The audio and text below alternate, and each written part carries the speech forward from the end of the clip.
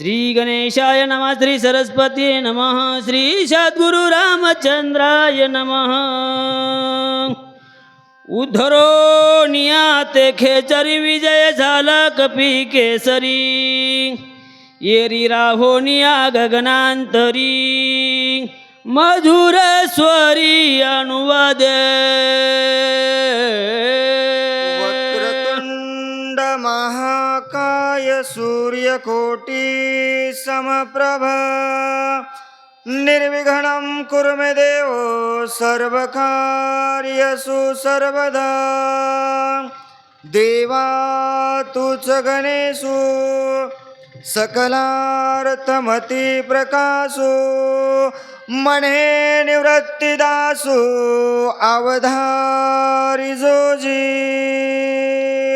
गौरीपुत्र गणरायाला कौशल्यापुत्र रघुनंदन अंजनीसुत हनुमंतरायाच्या चरणावरती, नाथ महाराजांच्या चरणावरती, श्री संत दैठणकर महाराजांच्या चरणावरती, तुम्हा जमलेल्या पंचक्रोशीतून आलेल्या वाचक सूचक श्रोते मंडळींच्या मस्तक हे पायावरी या वारकरी संतांच्या भव्य दिव्य असणारा श्रीमद असणारा भावार्थ रामायणातील लक्ष्मण शक्तीचा कार्यक्रम, त्यामधील असणारी 4थ्या अध्यायाची कथा करण्याचा योग या ठिकाणी आज आला. ग्रामदैवत हनुमंतरायाच्या दरबारामध्ये जशी माझे ग्रामदैवत हनुमंतराय बुद्ध्या देतील तसं सांगण्याचा प्रयत्न करणार आहे. काय आम्ही काही नवीन जुने पुराणे नाहीत, पण नवीनच आहेत आणि सेवा करण्याची संधी भेटली. आणि संधीचं सोनं असं झालं, 6 घंट्यात 3 आद्य झालेत आणि महाराजांना सांगितले उरलेल्या 4 घंट्यात 4 आद्य घ्यायचेत. 1 घंट्यात 1 आद्या झाला पाहिजे अशा वेळानं चालण्याचं महाराजांनी सांगितलेलं आहे. उद्धरोणी ती खेचरी होती की अप्सरा होती महाराज? अप्सरा होती. अप्सरा असणारी शापामुळे खेचरी झाली. खेचरीचा उद्धार झाला. उद्धार झाल्याच्या नंतर गगनामध्ये गेली. गगनामध्ये गेल्याच्या नंतर हनुमंतरायाला काय काय विनवू लागली. तुझिया उपकार हनुमंता काय म्या उतरावी व्हावे आता काही विनवित तत्वता सावधानता परिसावे. गगनामध्ये गेल्याच्या नंतर विनंती करू लागले, हनुमंता तुम्ही आमच्यावर उपकार केलात आणि तुमच्या उपकारातून उत्तीर्ण होण्यासाठी काहीतरी करायचं आहे, विनंती करू लागले. दाटुंगा विरवशी कळी काळा ते द्रची नानीशी वाह. त्याईवरी रामस्मरणेशी गोड. हरणीशी डुलत. हनुमंता तुम्ही आलट दाटुगे वीर आहात. तुम्हा मावर विजय नाही, कळी काळावर विजय मिळवण्याचं सामर्थ्य हनुमंता तुमच्याकडे आहे, पण तुम्हाला नाही ओळखता आलं. काय मी त्या ठिकाणी पाहिलंय सांगते, विनंती करू लागले. राम नाम स्मरणा पुढे विघ्न काय सेवा पुढे आवादर के आश्चर्य देखील वाढे पुढे. तुझं पुढे सांगे ना. ऐक हनुमंता, राम नामाच्या पुढं विघ्न नाही ना. अरे बाबा, त्या देवाचं नाव चिंतन केलं तर काय होतंय? 12 वाटाने विघ्न पळतात. हनुमंता सदैव तुझ्या मुखामध्ये रामकृष्ण हरी हे असणार नाव आहे, मग तुझ्या पुढं विघ्न नाही राहणार. ऐक ऐक हनुमंता, एक आश्चर्य पाहिलं. अप्सरा बोलू लागली. तू भावार्थी श्रीराम भक्त नेनसी कपटाची मात निष्कपट तू कपिनाथ राम देखत सर्वस्व. ऐक बाबा हनुमंता, तू असणारा भावार्थ श्रीराम आहेस. तुझ्या मनामध्ये कपट नाही. तुला असणारे सगळे पोथीला आलेले चांगले दिसतात, चोर वाटत नाहीत, साधू दिसतात. का? तुझी वृत्ती असणारी राममय झालेली आहे, म्हणून तुला साधू ओळखता आला नाही. अप्सरा बोलू लागली. विनवितासे मी तुझ प्रती सावध ऐके कपिपती. गोड. केवळ कपटाची कपट मूर्ती वाह. तो हा राक्षस चित्ती मानव. विनंती करू लागले. ऐक बाबा हनुमंता, विनंती करते. केलेल्या उपकारातून उत्तीर्ण होण्यासाठी विनंती आहे. हनुमंता, तू असणारा हा कपटी असणारा साधू तुला ओळखता आला नाही. हा साधू नाही, राक्षस आहे. अप्सरा बोलू लागली. तू रामाचा निज भक्त स्वामी कार्याला घेऊ देऊत अति संकटी तू पण दूरपंत क्रमोनी येत आलासी ऐक बाबा, तू असणारा त्या रामाचा निज भक्त आहेस. आणि कुठून? दूर पंथावरून त्या रामाचं कार्य पूर्ण करण्यासाठी इथपर्यंत आल्याच्या नंतर ज्याची मनती परम साधू हो. तो हा कपटी मामंदू वा. जान राक्षस दुर्बुधू गोड. तुझा छळवादू करुवल. ऐक बाबा, हनुमंत आतापर्यंत ज्याच्यावर विश्वास ठेवून रामकथा त्याला सांगितलीस, ज्याला असणारा साधू म्हणतोस ना, तो असणारा कपटी महामेंदू आहे, राक्षस आहे. इथं तू ही पूजा करण्यासाठी नाही, छळण करण्यासाठी आला आहे. रावणाचा परमाप्तू प्रतिज्ञा करो नियायत टाकून आला द्रोण पर्वत छळणारत तुझ लागी. रावणाचा परम आप्त आहे. का परम आप्त आहे? रावणाला 10 तोंड आणि याला 4 तोंड. रावणाचा परम आप्त आहे, प्रतिज्ञा करून आलाय. प्रतिज्ञा पूर्णत्वास गेली का? 400 वर्षापूर्वी केलेली प्रतिज्ञा पूर्णत्वास गेली नाही, रावणाची गेली नाही. याच्या सोयऱ्याची जाईल का? जाणार नाही. ऐक बाबा, तुझं छळण करण्यासाठी आलेला आहे. अप्सरा बोलू लागली, हा काळले मी राक्षस ब्राह्मण रूपे तापस धरून आला तापस वेस अति दुर्गस महापापी. अति दुर्दश महापापी कोण आहे? हा काळ नेमी राक्षस साधूच ब्राह्मणाचं तापस रूप घेऊन या ठिकाणी आलेला आहे. अप्सरा बोलू लागली, धनयाचा विश्वास धरी छळन करी लक्षणार्देशी छळ चंदेयाची मिराशी वा. बहुमायेशी जन तो भाऊ मायेशी जाण हनुमंत, तू याच्यावर विश्वास करू नको.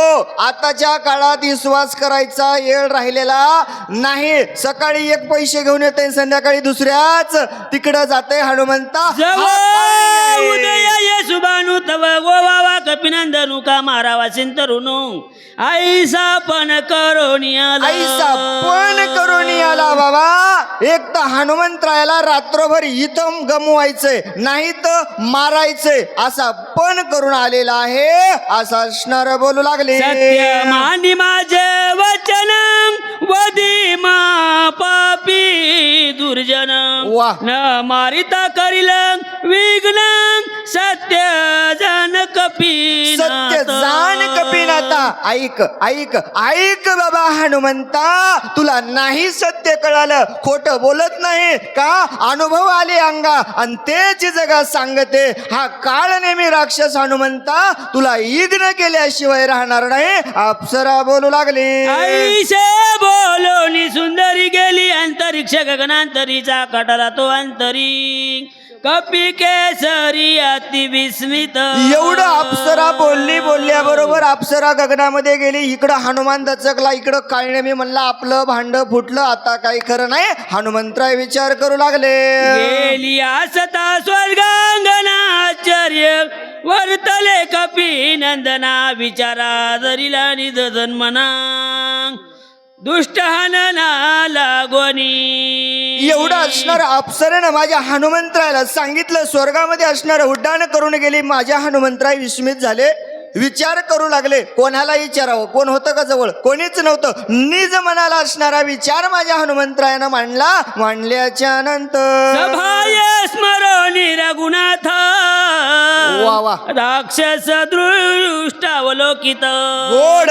समूळ उडाली कपटता वा वा वा. श्रीराम दूताचे निबेने. सभाई असणार त्या भगवंताचं नामचिंतन केलं. पडता जड भारिंदाशी आठवावा हरी देवा, तुझ्या चिंतनाशिवाय पर्याय नाही. विनंती देवाला केल्याच्या नंतर काय समोर दिसू लागलं? देखना होण्या देई पाने पातडाई दृश्य दृश्यत्वची नाही द्रष्ट तोही हरपे. दृश्य हरपून गेलं, देखणा होऊन देही. आतापर्यंत पाहिनं गेला का?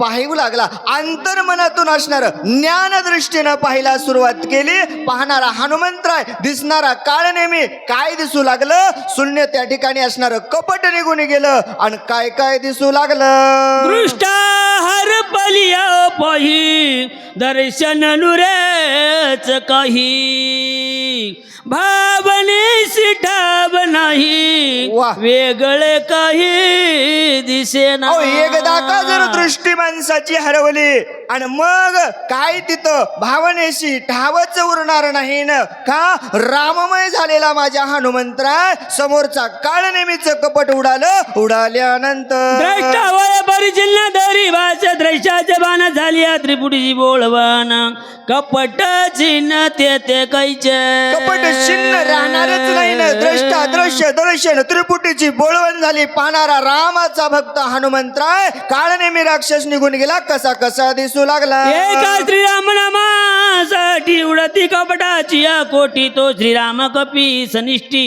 गोड. कपट गोष्टी ते कैची कपट राहील का हो एकदा जर आपण त्या देवाचं नाव घेतलं का नाम घेता 12 वाटा पळते इग्न एकदा देवाचं नाव घेतल्यावर 12 वाटानं इग्न पळतात मग हनुमंतराय किती वेळ नाव घेत होते शिंक जांभळी खोकला ना अवघाची वेळ वाया गेला मग ज्याच्या मुखामध्ये देवाचं नाव आहे त्याच्या पुढं कपट राहील का नाही राहणार कपट निघून गेल्याच्या नंतर निर्धार निपाय तो कपिंद्र दिसे राक्षस भ्यासुर महापापी दुराचार वा याशी सत्वर मारीन निर्धाळून माझ्या हनुमंतरायला पाहिला गेला इतका वेळ साधू असणारा महाप्रासन असणारा भ्यासूर राक्षस दिसल्याच्या नंतर देणे साधून पुरुषार्थ करू आला माझा घात अति बळीराम दूत याचा निपात करीन हनुमंतराय म्हणले येणं असणारा पुरुषार्थ साधून माझा घात करण्यासाठी आलाय ना आता याला मारल्याशिवाय ठेवणार नाही हनुमंतराय आईशे बोलवणी कपिंद्र आला राक्षसा समोर बोलवणी निष्ठुर सोय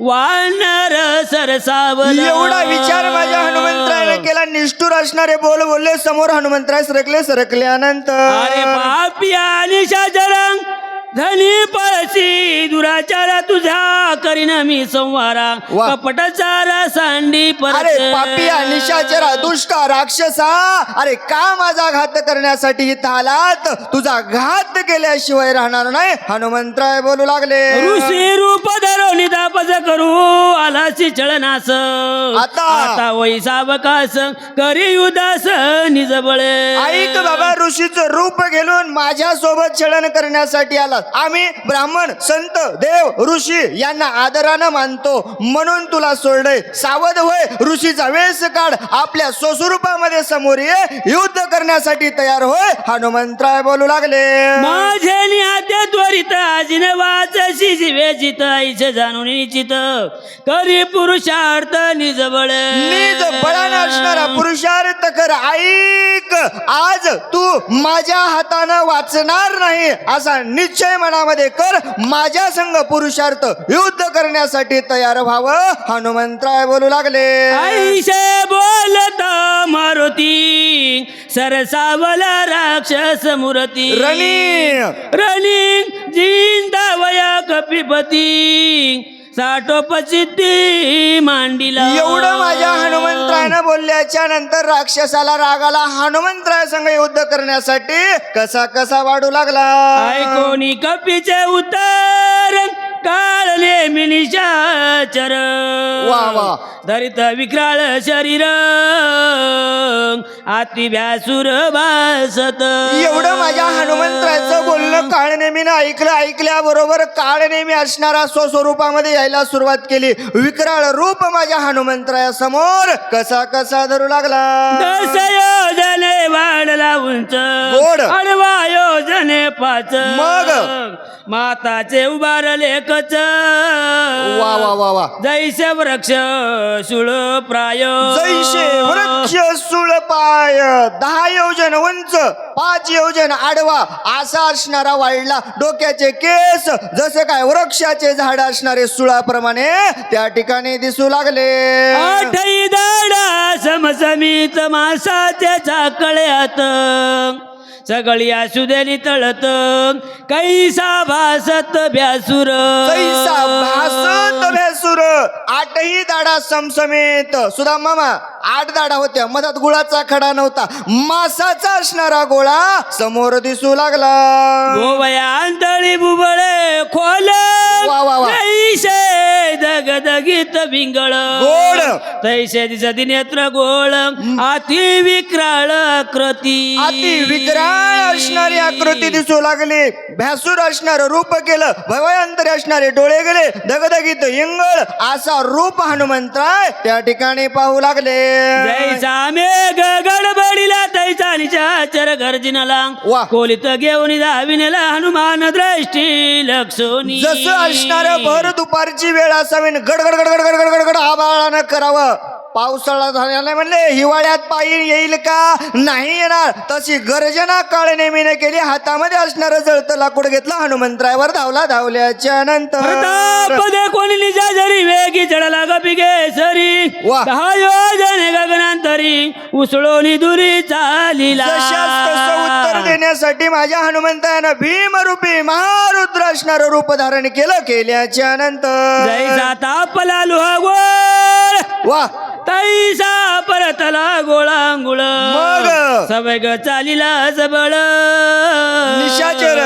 जैसा कल्होळ अग्नीचा हनुमंतरायानं विचार केला, उड्डाण असणार केलं, रामनामाचा जय जयकार केला. कोणावर लक्ष केलंय, काळ नेमीला मारण्यासाठी हनुमंतराय तयार झाले. झाल्याच्या नंतर लक्षणीय निशाचर उडी घातली सत्वर झाले शतचूर्ण शरीर कपी भारवरी पडत उंच असणारं उड्डाण माझ्या हनुमंतरायानं केलं. लक्ष असणारं काळ नेमीवरती घातलं. वरून उड्डाण हनुमंतरायाचे काळ नेमीवर घातल्याबरोबर 1 नाही 2 नाही 100 तुकडे इथून खाली झाले. तोंड शिल्लक राहिल्याच्या नंतर तरी राक्षस तुरबळी आक्रंदाची झाली आरोळी कपी कपी. तुझी युद्ध समे रांगोळी. रांगोळी करीन एवढं शरीर अंगावर पडलं तरी ह्या राक्षसाची खोड जात नाही.